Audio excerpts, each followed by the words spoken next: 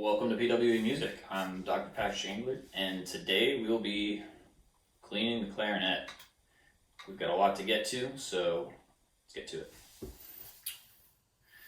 Alright, so try to get through everything that you'll need up front so you can go and assemble that. And I've tried to keep it simple to things that you would definitely have in your house, since obviously we can't go out right now. Alright, so obviously first you need your clarinet. Let's get rid of that bell because we don't need that. And then we'll also go over, we have a light over here to make things a little bit easier to see. So we'll need some screwdrivers. The little one that you probably use to just adjust things on the fly is good. I also like having this a little bit bigger one to get a little more leverage, especially on some of the bigger screws. We'll need, how do we go through it? We'll need some pliers. Now, if you have them, you want the flat-faced pliers. These do not have a flat face. So, what we're going to do to make these work is put some duct tape on the jaws. Obviously hot pink, because that's what you got to do.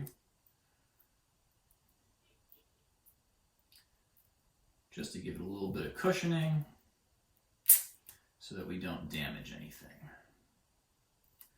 You usually find the flat ones in your multi-pack of little pliers, but there we go. We got these flattened out, or cushioned at least.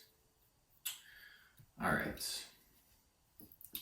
You need a soft brush of some sort. There's a soft toothbrush.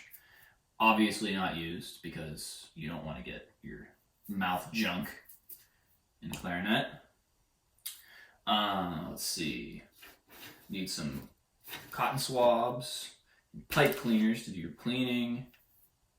Some various cups of different sizes. Pro tip, because we have a few different substances we'll be using, you probably want to use some different ones so you don't mix anything up. And some of those things we're going to use are, we have water, alcohol, not to drink just yet, lemon juice if you want it. So this is more of an optional one. We use that on the mouthpiece to get rid of some of the buildup. And for wood clarinets, you can use that instead of water because you don't want to use alcohol with the wood because it'll make it look like it's dried out, or sometimes it can remove the finish. So you can use lemon juice to get rid of some of the buildup in the tone holes if you want. But water will work just as well. And we need some motor oil for lubrication later. We'll also want some cork grease, and I always thought cork grease was one of those weird things that you just kind of used it, didn't really matter what you use, but I really like this stuff. It is obviously much nicer than your standard promo cork grease that you get and you have a million things of. If you have a little needle oiler, that'll work, but I do not. And so we're going to use a coffee stirrer later on. Probably want to have some paper towels and other rags on hand. I have a big towel to keep things flat and organized. I like a towel too, so that if you drop something, it's not going to bounce all over the place and roll away. And if you are worried about forgetting which keys are which, have some paper and a pen on hand so you can draw a little box and label it once you get there. And then the last thing, and this is probably the most important thing, is an organizing block.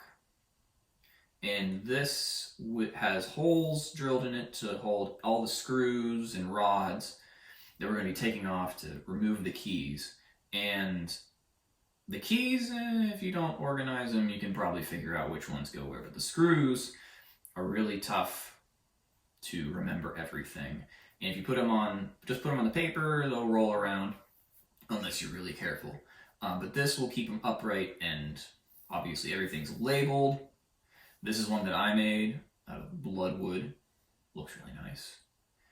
And I'll have some of these available online if you'd like to purchase your own. What makes this one a little bit different, other than being like the fancy wood, the fancy wood is nice and dense, so this is really heavy, it's not going to go anywhere, and I organize the holes in the order that we'll take the keys off, which is kind of a good logical order, so you're not taking too much trouble to get through everything.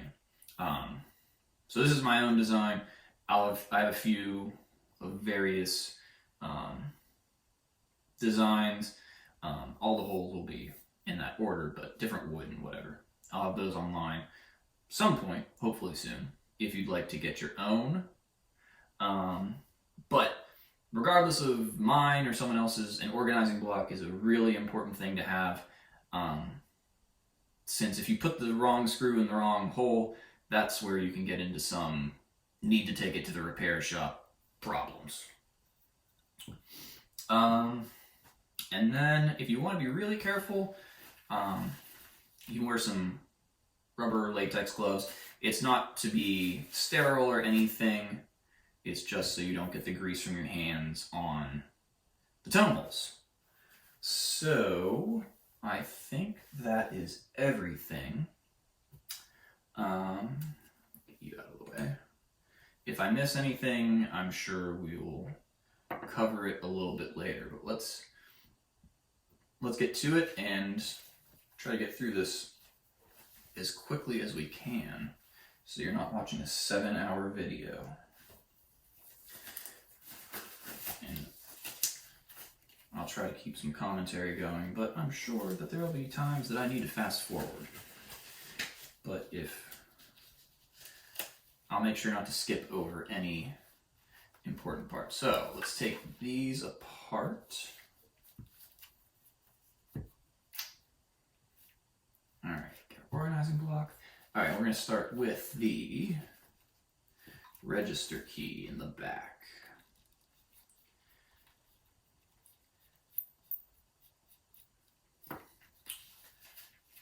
Make sure that comes out.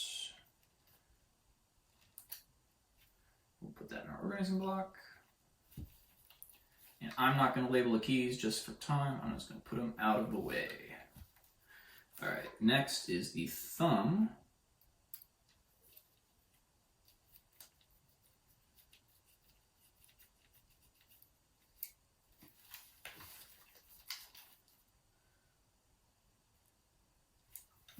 Not quite. Try to do this so everyone can see. Right now it's just unscrewing things. But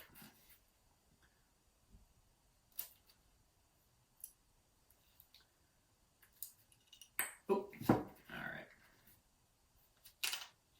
Oh my goodness. Terrible.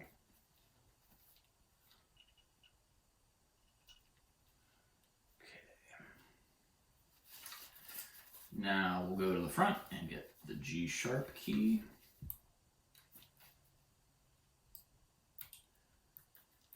And if you haven't cleaned your clarinet in a while or it hasn't been overhauled, now is when you'll probably start seeing all of the collected corruption coming out from the screws and such.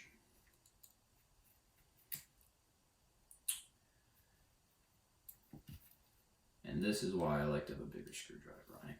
Once you get it started, it just makes it much nicer to get in there. Yeah, there we go. Less trouble. And make sure you do not take that screw, that nylon one that gives the proper clearance for the G sharp key. Don't take that out. You want to leave that in. So that because that's we're not going to clean anything with that. It just gives the right clearance. And the A key.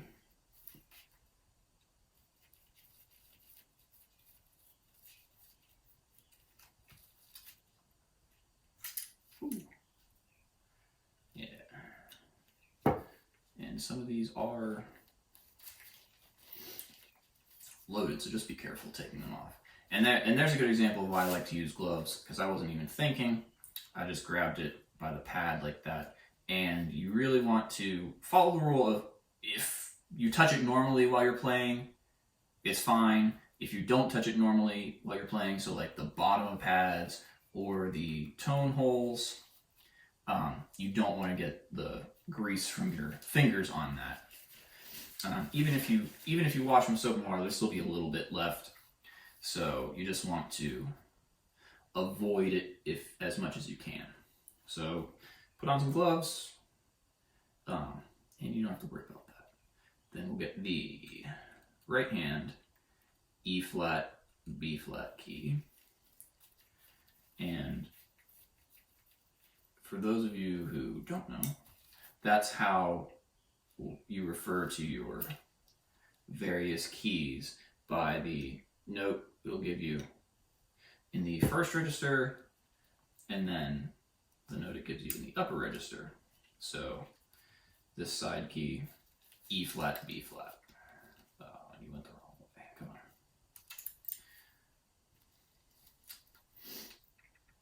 on. Then we go up to our F sharp.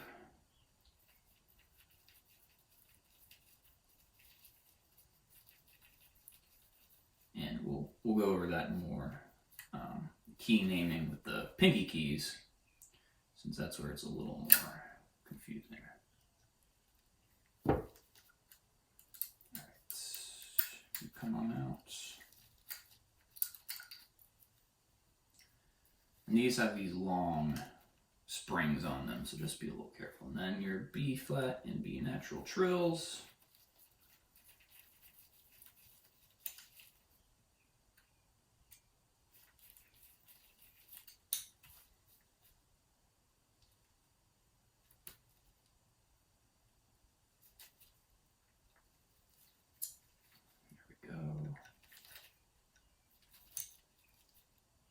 These will come off together.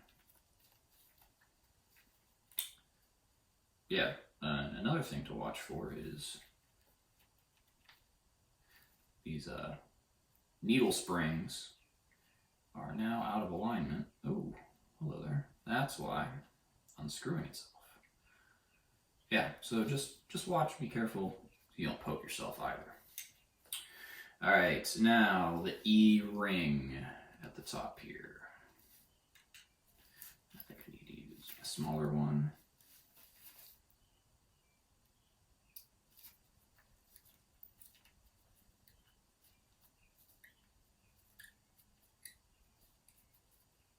Okay, get that started.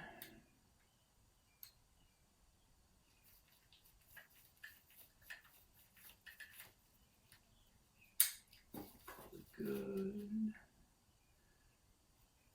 Yeah, there we go. A little longer one. Yeah, that's a little bit bigger spring, so we'll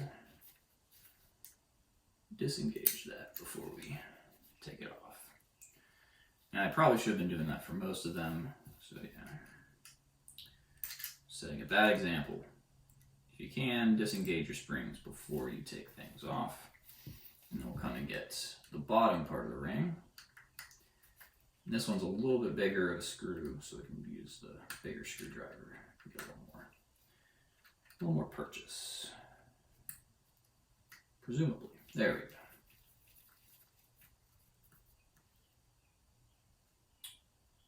And here's a smaller screw. There we go.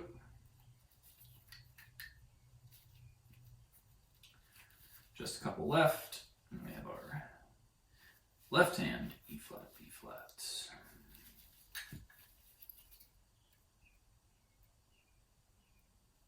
The banana or sliver key.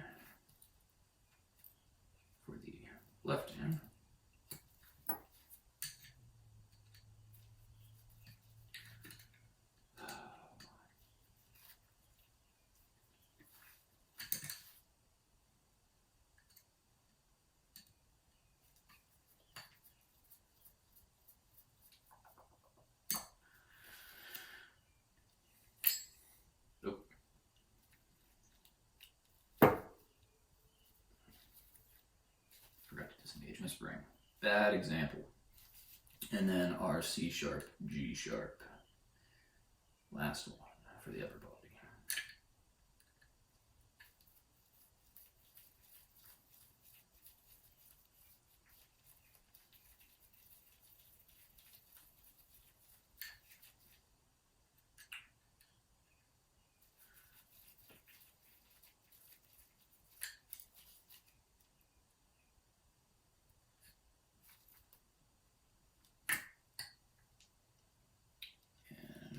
There we go. Our upper body is finished. Well, the keys are off. And so here you can just focus on the upper body and getting that cleaned and lubricated, and then reassemble it and then go on to the lower body. But just so we save time, do everything all at once, we will take everything off and then do every step for both. So now our lower body, we're going to start with our left hand E, B key. And that is, on my clarinet, this is the top one here.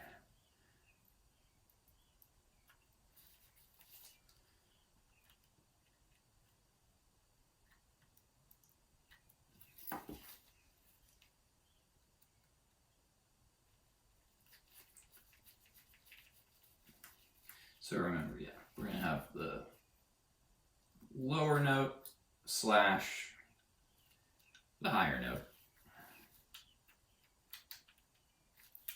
So we have that one, and then we take off our F sharp, C sharp.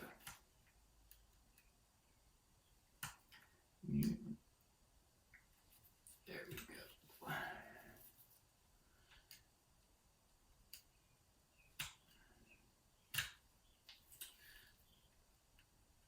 Everybody will see how good my screwdriver skills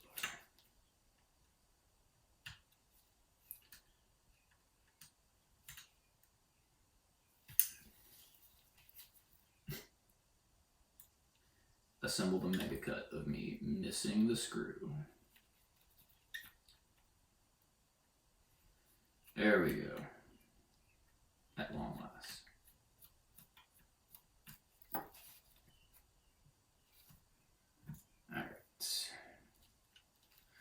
Then we can remove those.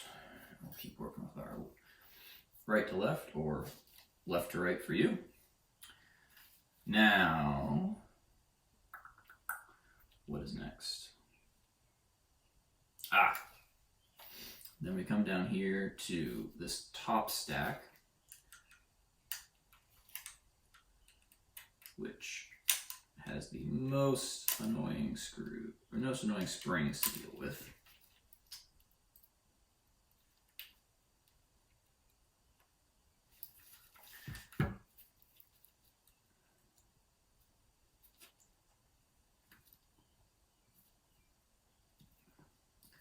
So probably the biggest pain in the butt, in my opinion.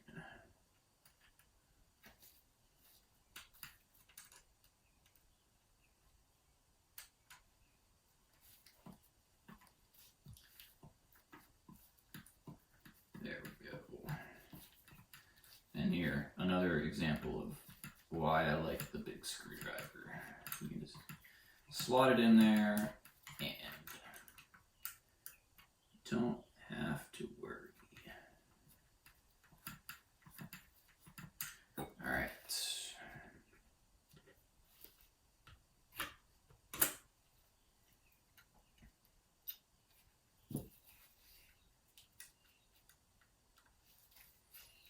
Let's try. Let's get these springs disengaged. So these two are why you would want to have a spring hook ideally, but I do not have a spring hook, since for the most part I just use a screwdriver to move them around, and and my springs don't fall off all that frequently, so I've never gotten a spring hook. If you have one, definitely use it. If not, it's a little more of a trial, but you can use a screwdriver. Just be careful you don't break the spring, obviously. All right, now our big right hand EB key. And we'll disengage the spring for this. Be a good example. And so this one has just 2 screws, no rod. So we have a first screw at the bottom, and you can take one out and then, well, okay, never mind. I lied.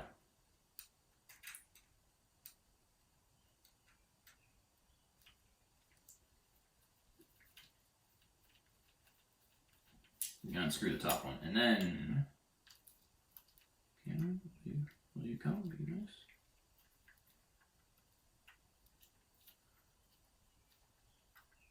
There we go. Just needed a little help. And then our F sharp, C sharp on the right. And this one has the spring down in a little slot, so you can't disengage it. Let's pull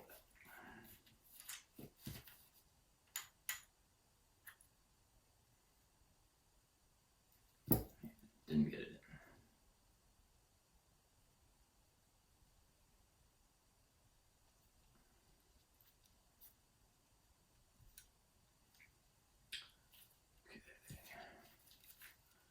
We gotta kind of snake around the rings.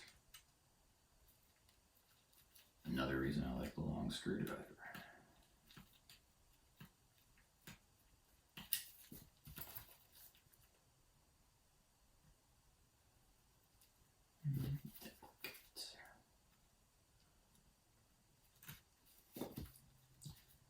I'm making it worse.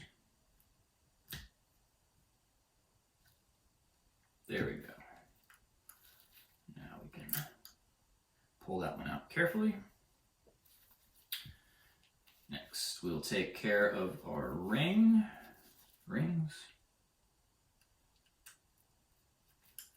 Screw on this one looks like I did a botched job at some point in the past.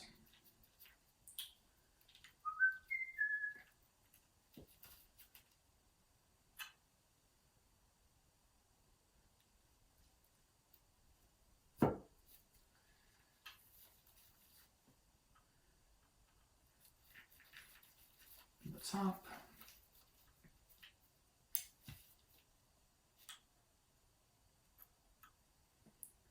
Should probably make a note to find some good background music to put under this when I finally put the video together. Next is our banana key, sliver key, fork key. I have sloppy handwriting, so when I put it on my personal block, it looks like a chicken foot. So everyone makes fun of me. It says chicken foot key.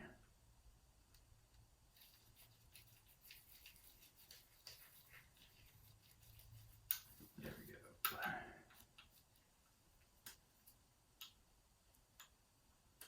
go. Maybe not. Oh, no, I got it. Didn't pull it out straight. There we go.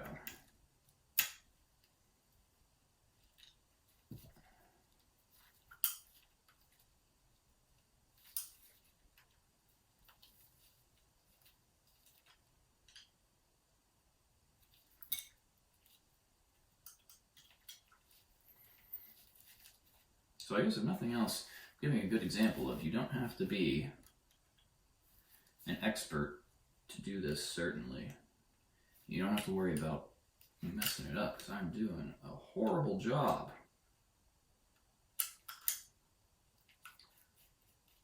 The camera is getting to me. And we're on our last one now, the left hand F, C key.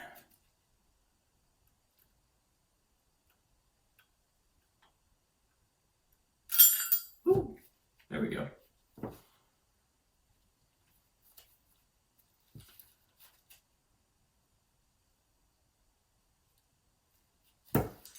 Get the last screw out.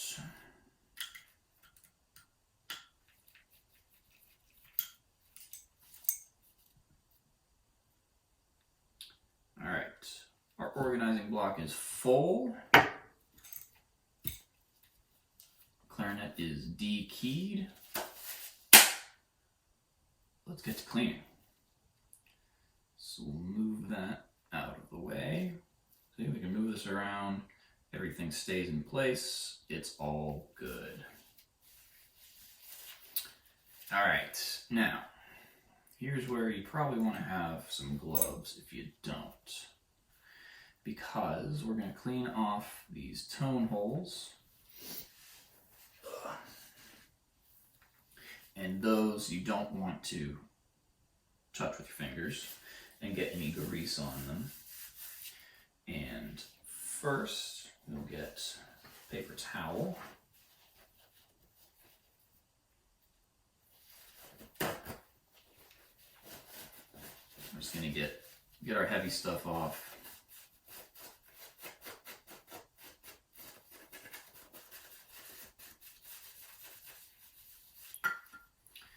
And wipe around all of our bearings and posts and get all the old dirt and grease off.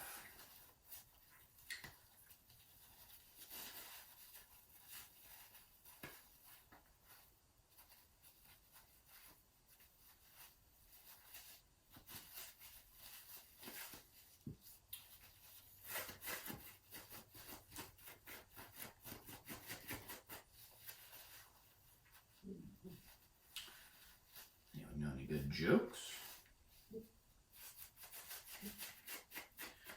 I have something playing if I wasn't worried about someone banning me from YouTube or something silly like that.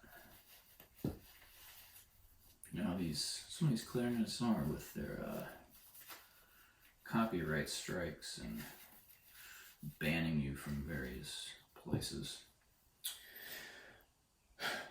All right, and we'll get another paper towel. Just do another once over of everything, especially our springs.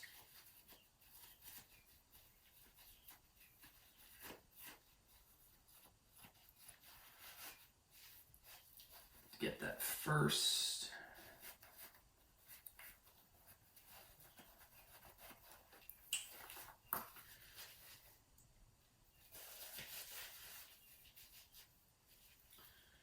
All right, and then we're going to get in the 10-inch shoulders and just give it a nice wipe down.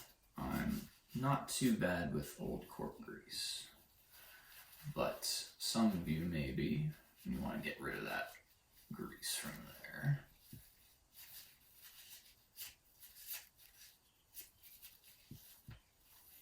Do our best in here.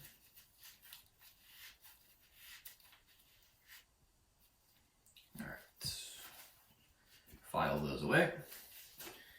And check my notes.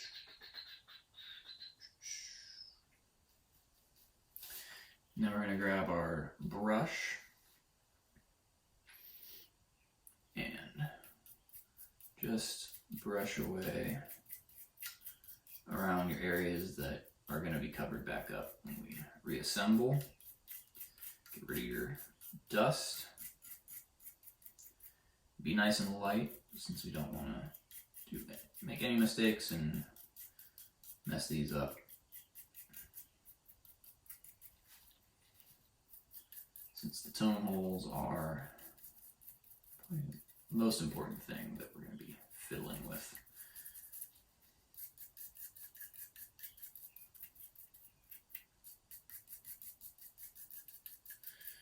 All right.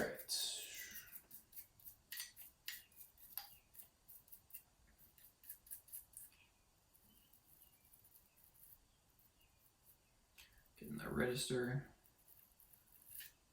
Not too crazy though. There we go. All right.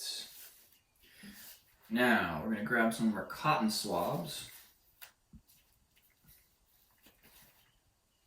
And we're going to get inside the tone holes and the chimneys. And since my clarinet's wood, I'm just going to use water. Like I said before, you can use lemon juice if you would like, but just make sure you really clean it away since it's not neutral like water. If you have a plastic clarinet or a composite like a green line or something like that, you can use alcohol and that'll work just fine. But for wood, that'll dry it out a little bit or take away the finish. So we will just use some water. Let's see. Oh yeah, these fat ones will work great. Oh, not for that one. We're not too bad here. So I'll switch around so I don't block the light. Just light around all these. And cotton swabs are cheap, so don't be afraid to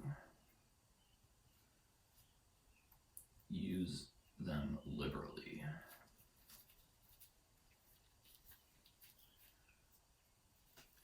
And it's probably a good idea to have a system here. I'm just working from whatever's closest, and then top down, more or less.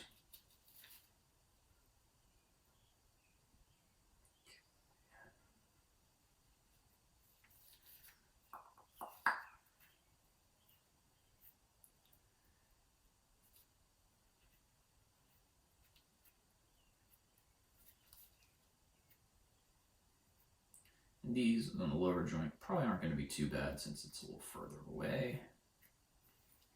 Let's get a little smaller one, get back up top. Some of these.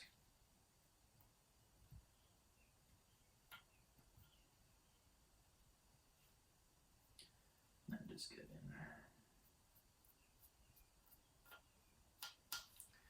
there. Get in there. All right, put that out of the way.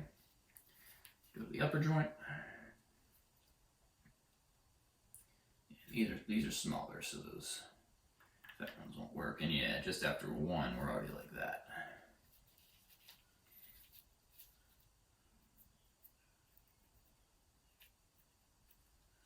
Okay.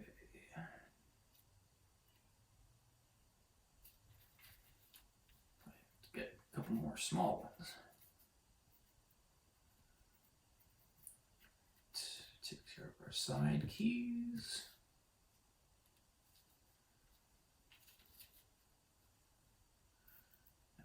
Front.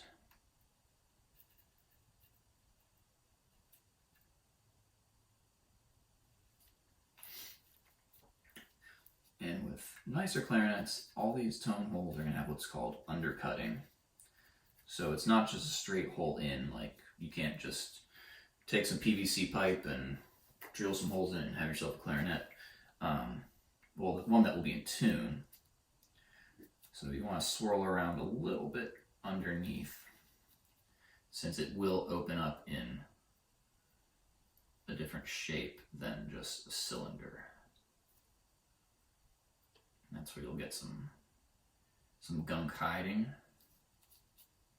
So even if you look in and you don't see anything, you can still probably pull some stuff out, unless you've just cleaned it like this, of course. All right. That one left.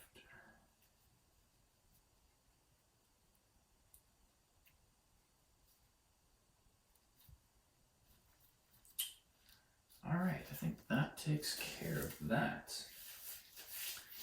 And then we're gonna make sure we get all the water, any extra water taken away. Dry it up. Okay.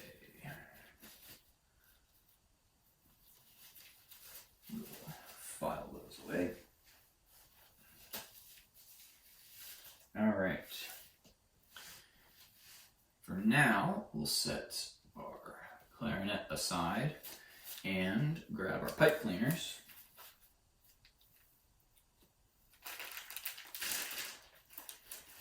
Got some nice pink ones so we can see just how much gunk is inside these sleeves.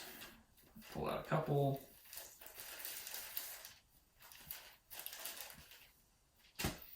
Lack of pipe cleaners delayed this video a little bit, since I thought everyone had pipe cleaners at home, except obviously me. And I guess pipe cleaners have gone out of fashion since I had to go far and wide to find them.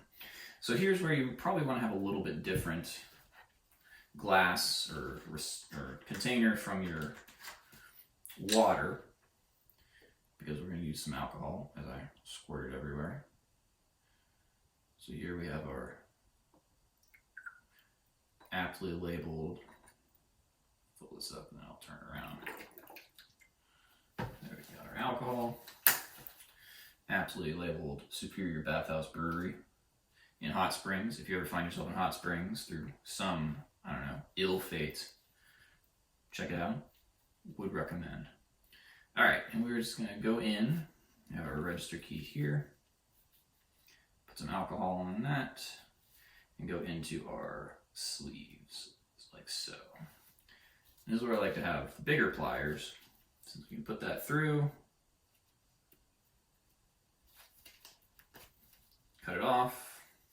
And then we're not dragging our dirt back through.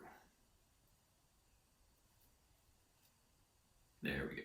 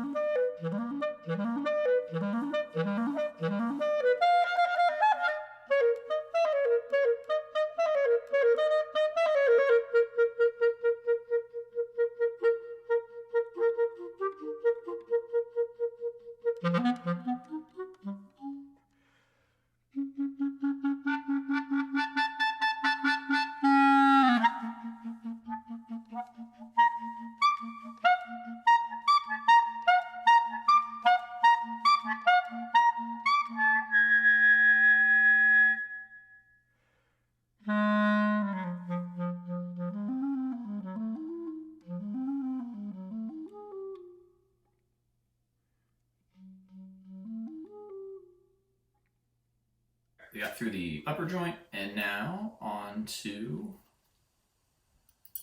the lower joint. And see that it's probably going to be a little messier this stage. So just be careful you don't get, well, fuzz stuck in your key. And try to keep and make sure you keep the pads out of the alcohol. So I'm probably being a little messier than I should be, but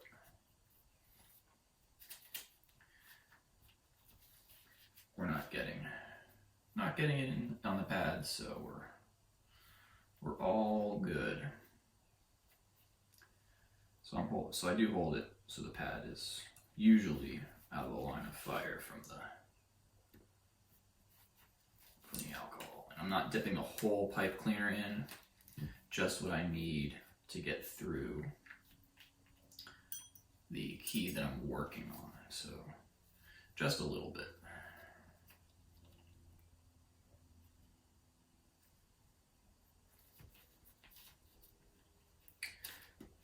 And then obviously we're going to pull from the side that is dirtier. You'll have to play it by ear if yours are not all that dirty. Then you'll have to remember which way you went from. Alright, now these, my pipe cleaners are a little bit bigger, and these are the ones that just have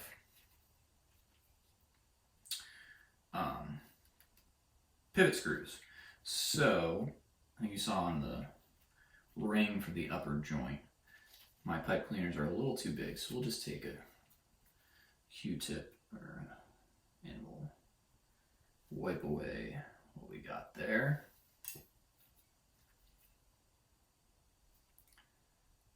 Just get a little of that grease off. There we go. While we're here, get these two. Still got the sliver key to do, but we'll get that. Right, sliver key.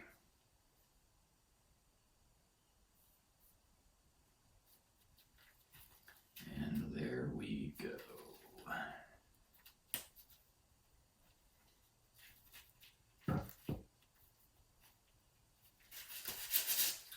Got the keys cleaned, or key sleeves cleaned.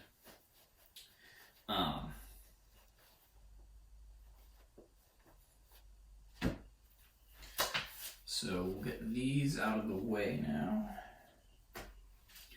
And if you want to, you can clean your pads a little bit with just some water.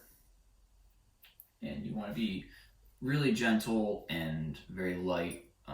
I'm not going to do that. I think there's dirt on them, but I think it's better to let sleeping dogs lie with that one. Can also give these a little polish, which we will do just quickly. Make sure we get a little bit of any of that moisture that's hanging out. This is in a special silver polishing cloth. My keys are silver plated, which you can use a silver polishing cloth, but for this, if we're doing it kind of your more infrequent cleaning, you don't want to use those every day. But for your more infrequent deep clean, you can use silver polishing cloth. Those are abrasive and they will wear away the plating, which is why you don't want to use them all the time. But this one I'm using is just a instrument polishing cloth. Just using it today to make sure we get any heavy dirt off before we go back, put things back together.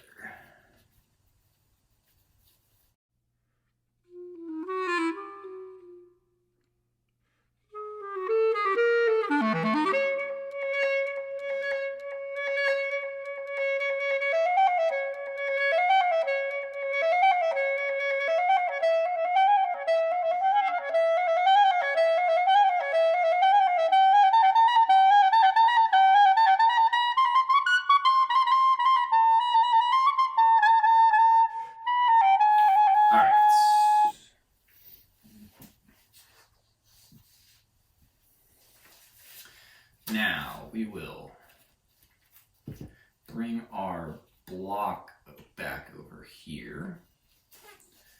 And here, if we have them, I have these comically large tweezers, forceps, whatever you want to call them. We're going to clean our screws, screws and rods with the alcohol. And we're going to get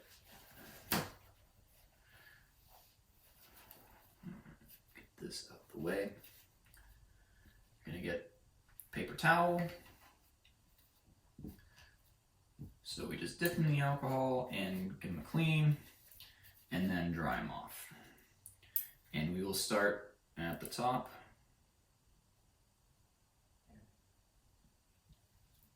We'll do this one at a time.